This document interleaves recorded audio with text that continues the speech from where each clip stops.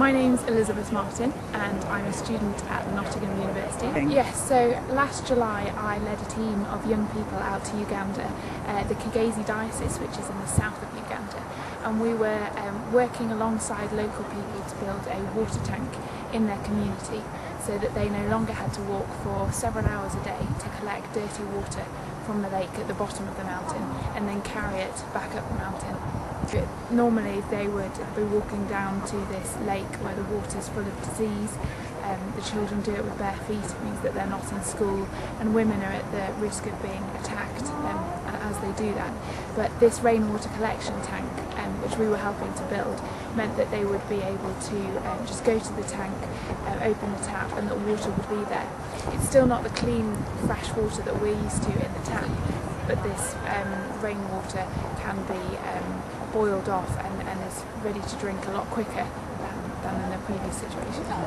So helping provide people with clean water isn't just about hygiene, there's the safety aspect in it as well. Absolutely, absolutely. So women and children in Africa and in many parts of the world, in fact one in 6 people don't have access to clean water. So these people have to walk for hours a day, and that means that they can't be working, they can't be in education, and that yes, they are very often at the risk of being attacked, bitten by snakes.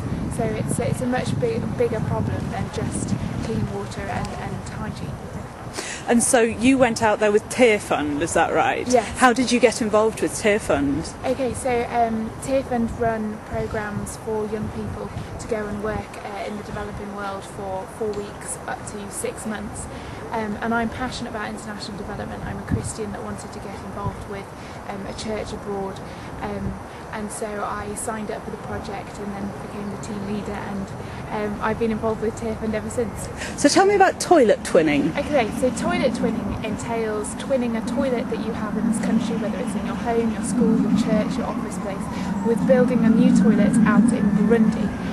It's a programme that's being run by Cord and Tear Fund, and really it just the aim is to provide as many toilets as possible in that part of the world where diarrhoea is the biggest killer. I find it appalling that 4,000 children die every day from diarrhoea, and that simply installing a sustainable toilet makes a radical difference to their lifestyle and to their well-being.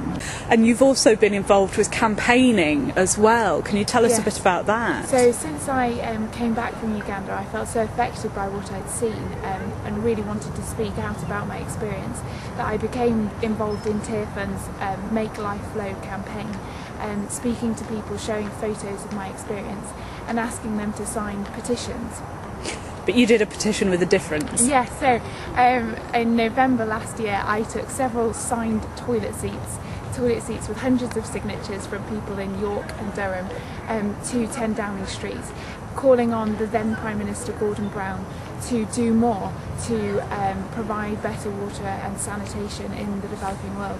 Who are some of the people who signed the toilet seat? Okay, so signing the toilet seat I had the Bishop of Selby, Martin Wallace, many school children from St Barnabas School in York, students from Durham University, and members of my church, home church in York and church in Durham, students on my course in Durham, really anybody who I could speak to about this issue and who felt compelled to speak out. So you must have carried your toilet seats around for some months then? Yes, indeed. So the process began in September and we handed them into Downing Street on the 19th of November, which was World Toilet Day. And what's happened since then? Okay, so we had a really positive reaction from the Prime Minister and from the Department for International Development following the handing of those toilet seats. And we have seen greater priority being given to water and sanitation.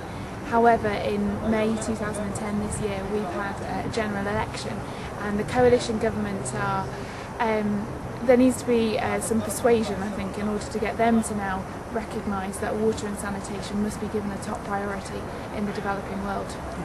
And water and sanitation is one of the Millennium Goals, isn't it? Yes, so Millennium Development Goal 7 says that the number of people who don't have access to water at the moment should be halved by 2015.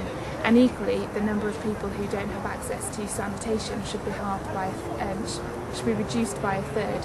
Let's try that again. the number of people without access to sanitation? So the number of people without access to sanitation should be reduced by a third by 2015.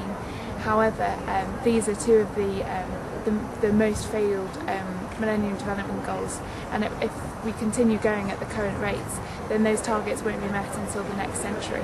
So what can an appalling situation? So what can people listening to this video, what can they do to help? I would ask people listening to this video to talk to their own MPs about this issue, to spread the word amongst congregations at church, school, your office place, to look for petitions that you can sign, go on the internet, find out more information. Tear Fund and WaterAid are two of the leading NGOs who are campaigning on this issue at the moment. And in a more practical way, in terms of water consumption, to just always be aware of your impact on the planet and don't use any more water than you need.